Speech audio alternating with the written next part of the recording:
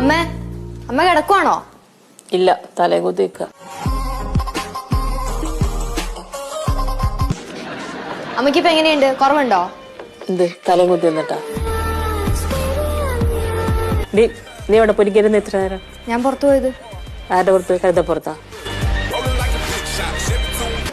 അമ്മ ഇന്ന് ഓഫീസിലൊന്നും പോണല്ലേ?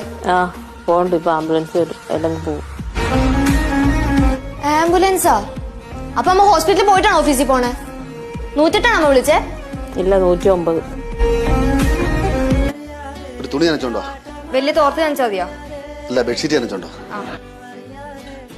പൊട്ടനായിരുന്നു ഞാൻ. എന്നാച്ചാ അമ്മ നെറ്റിയിലൊട്ടിക്കാൻ?